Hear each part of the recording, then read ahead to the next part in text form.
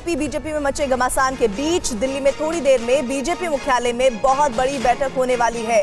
BJP अध्यक्ष JP Nadda से मुलाकात, यूपी के डिप्टी सीएम केशव मौर्य की खबर आ रही है। इधर यूपी बीजेपी अध्यक्ष भूपेंद्र चौधरी भी करेंगे मुलाकात। केशव मौर्य से शाम 7:30 बजे ये मुलाकात तय है, जबकि भूपेंद्र चौधरी से 8 बजे ये मुलाकात होनी है। ये इस वक्त की बड़ी खबर। ये कहा जा रहा है कि बीजेपी उत्तर प्रदेश की जो विंग है, इस वक्त सबसे ज्यादा वहां पर घमासान मचा हुआ है। पंकज झा, रोविंग एडिटर, हमारे साथ हमारे सहयोगी जुड़ रहे हैं। पंकज, फिलहाल ये बताइए, जो मुलाकातों का दौर है इसके बारे में क्या जानकारियां मिल रही है, किन मुद्दों पर बातचीत हो सकती है? क्योंकि खबर ये है कि उत्तर प्रदेश में बीजेपी में सब कुछ ठीक ठाक नहीं चल रहा है।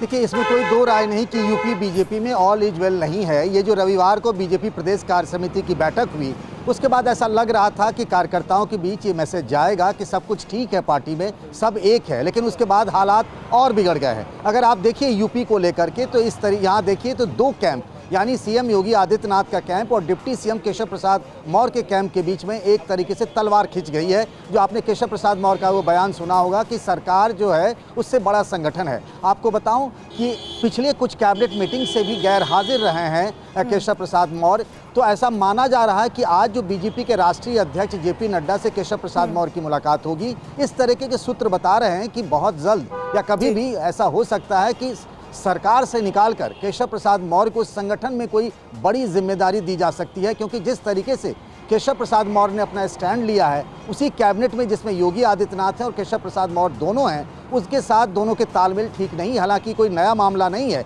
लेकिन अब दोनों कैंप के बीच में तनातनी बढ़ गई है। यूपी बीजेपी के प्रदेश अध्यक्ष भूपेंद्र चौधरी को भी बुलाया गया है, उनका कार्यकाल खत्म हो रहा है। ऐसा माना जा रहा है कि संगठन में या तो केशव प्रसाद मौर्य को फिर से यूपी बीजेपी के अध्यक्ष की कमान दी जा सकती है, या फिर राष्ट्रीय स्तर पर उन्हें संगठन में लाया जा सकता है। ये सब चर्चाएं ही चल रही हैं। हाँ, आज जेपी नड्डा ने उन दोनों को बुलाया है, तो इस मीटिंग को ऐसे समय में महत्वपूर्ण माना जा रहा है।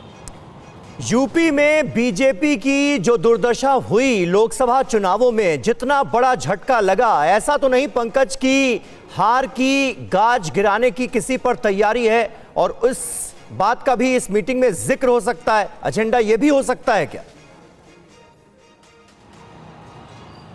देखिए, हार को लेकर तो समीक्षा हो गई है, उसकी रिपोर्ट भी बन गई है। बीएल संतोष जो राष्ट्रीय संगठन महामंत्री आए थे लखनऊ, उन्होंने इस बात पर लंबी बातचीत की और फिर उसके बाद दिल्ली को भी उन्होंने बता दिया कि क्या क्या चीज़ें हुई है। लेकिन सवाल ये नहीं है, सवाल ये है कि आने वाले समय में जो विधानसभा की 10 सीटों पर उपचुनाव होने हैं, और जिस तरीके से बीजेपी अंदर ही अंदर ऐसा लग रहा है कई गुटों में बट गई है, अगर उस पर लगाम नहीं लगाई गई, तो जिस तरीके से इंडिया ब्लॉक, समाजवादी पार्टी और कांग्रेस मजबूत स्थिति में दिख रही है, तो फिर तो हालात हाथ से निकल सकते हैं। तो इसीलिए उस आपसी कलह पर रोक लगाने की कोशिश के तौर पर देखा जा रहा है आज जिस तरीके से राष्ट्रीय अध्यक्ष जेपी नड्डा ने इन दोनों नेताओं को, यानी केशव मौर्य और भूपेंद्र चौधरी को दिल्ली तलब किया है। तो यानी कि कुछ बड़े फैसले, कड़े फैसले लिए जा सकते हैं इस मीटिंग में, ऐसा माना जा रहा है। पंकज, बहुत बहुत शुक्रिया इस जानकारी के लिए आपका।